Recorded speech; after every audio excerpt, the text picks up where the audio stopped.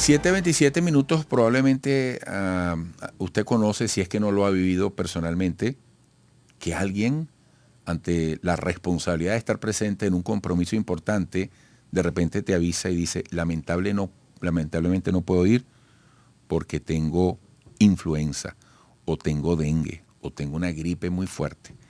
Y vamos a hablar de esto con Manuel Enrique Figuera Esparza, expresidente de la Sociedad Venezolana de Infectología, gran colaborador de este espacio. Manuel Enrique, buenos días, un placer. Gracias a ti por la invitación, Eduardo. Mira, desde el punto de vista preventivo, ¿qué podemos hacer? Oye, quizás con COVID-19 aprendimos mucho de lo que debemos hacer.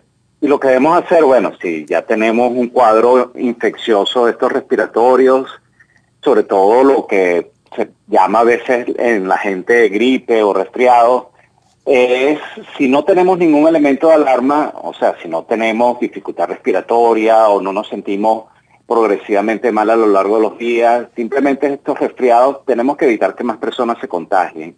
Entonces, lo ideal es guardar reposo, evitar contacto con otras personas vulnerables, niños pequeños, mujeres embarazadas, evitar contacto con los adultos mayores y para evitar que más personas se contagien. Es una medida básica.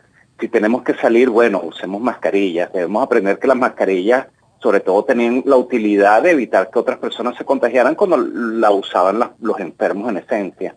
Y el elemento adicional, bueno, la higiene de manos, lavado de las manos, es sumamente importante. En ese aspecto, la prevención da para ello. No todas las personas que se están enfermando hoy en día con los procesos que están circulando tienden a complicarse. Evidentemente a nivel continental, el dengue, ya lo habíamos advertido, estaba aumentando los casos. En Venezuela, por supuesto, hay dengue.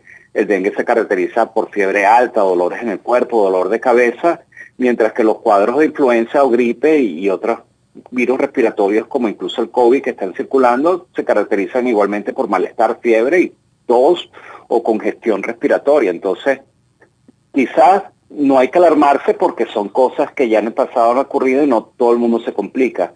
Pero sí es algo de que hay que estar alerta.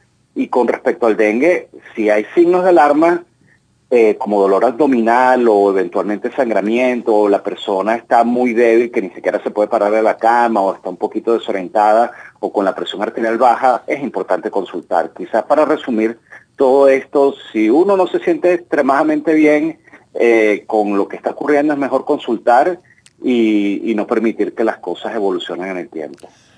Porque fíjate, llama un oyente y pregunta cómo intuir, cómo saber la diferencia entre cada uno de estos conceptos que tú has citado, ¿verdad? Sobre, Bueno, sobre lo que se está sintiendo, porque los síntomas a lo mejor se pueden confundir. Sí, en ese sentido, la única manera de establecer el diagnóstico es por laboratorios. Y muchos procesos infecciosos, uno sabe que la persona está enferma porque tiene fiebre, ¿no? Pero, por ejemplo, distinguir entre influenza, entre COVID, entre virus sincicial respiratorio, entre otros tipos de coronavirus, rinovirus, adenovirus y otros virus que están circulando, es con pruebas de laboratorio. Al final, desde el punto de vista de utilidad, bueno, no en todo el mundo el saber qué tiene exactamente es útil individualmente. Quizás es útil desde el punto de vista epidemiológico porque podemos saber, mira, están dando muchos casos, por ejemplo, de influenza tipo B o influenza tipo A, o está dando nuevamente muchos casos de COVID y uno saberlo y tomar las previsiones.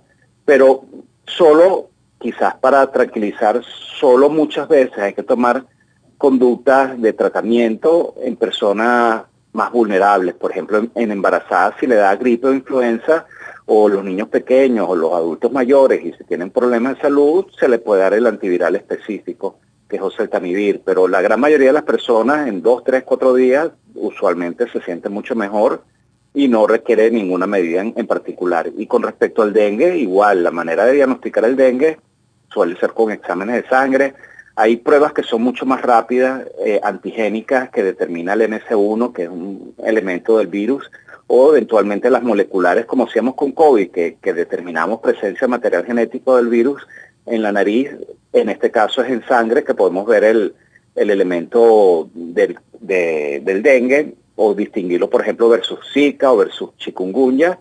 y uno saber que la persona tiene dengue. De todos modos, dengue usualmente baja los leucocitos en una hematología completa, a veces las plaquetas tienden a bajar, las transaminasas a elevarse porque el hígado se inflama y eso puede orientar a veces el diagnóstico y la evolución clínica. Pero hay personas que se preocupan, por supuesto, y en ese sentido, con exámenes se puede saber exactamente qué tiene y qué previsiones tomar en cuanto a la evolución de los problemas. ¿Cómo queda la vacuna en todo esto? Bueno, las vacunas siempre son importantes porque las vacunas evitan las formas severas de la infección. Como veíamos con COVID-19, mucha gente, bueno, sobre todo los que tienen ideas quizás o dudas con las vacunas, piensa que las vacunas no sirvieron con COVID-19 y sí sirvieron porque volvimos a la normalidad, entre comillas, gracias a la vacunación, gracias a que mucha gente estaba protegida con ella. Que la vacuna no evitaba la infección en general, no, las vacunas usualmente no evitan la infección en sí, sino evitan las formas severas de las infecciones. Por poner un ejemplo, si uno se vacuna contra la gripe o influenza, bueno, te puede dar gripe, pero en vez de tumbarte por muchos días o en vez de tener mayor riesgo de complicarte o hospitalizarte, sobre todo las personas adultas mayores o los niños pequeños o las embarazadas, simplemente tienes un cuadro mucho más leve. Y esa es la importancia de las vacunas. Entonces, hoy en día existen vacunas contra la influenza, existen vacunas contra COVID, hay vacunas contra el virus sincicial respiratorio, pero no están disponibles en el país. Apenas este año la autorizaron o las aprobaron en Estados Unidos. Esperemos que en algún momento llegue en Venezuela. Hay vacunas contra el dengue, pero igual hay una vacuna de Takeda que está siendo muy promisoria, se está colocando en algunos lugares del mundo y ojalá en algún momento llegara a Venezuela. Pero al final la única vacuna que quizás tenemos hoy en día realmente es la de la influenza y se recomienda en las mujeres embarazadas, los niños pequeños y en los adultos mayores. Lamentablemente no está disponible en el programa ampliado de inmunización, es decir, en el sistema público, y es quizás un elemento de, bueno, insistir con el Estado de la importancia de la vacunación e insistir con el Estado de la importancia del reporte epidemiológico, es decir, saber cuántos casos están ocurriendo de una manera más fidedigna y hacer ese reporte como se hacía anteriormente, antes del 2016, con el reporte epidemiológico semanal.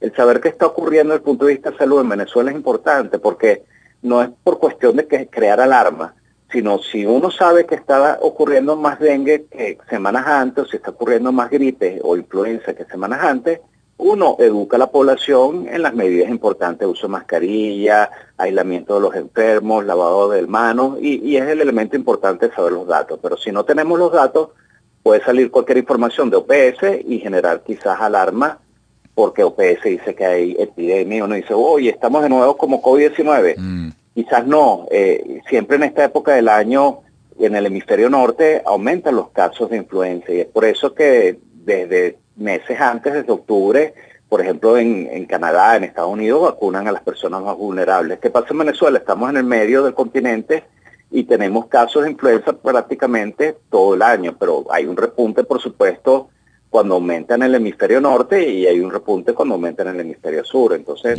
como quien dice, tenemos gripe o repuntes de gripe varias veces al año. Bueno, muy agradecido, Manuel, como siempre, y sabemos que contamos contigo permanentemente. Fuerte abrazo. Gracias a ti. Manuel Enrique Figuera Esparza, expresidente de la Sociedad Venezolana de Infectología, a propósito de la prevención a tomar ante el incremento en casos de gripe, dengue e influenza. Regresaremos.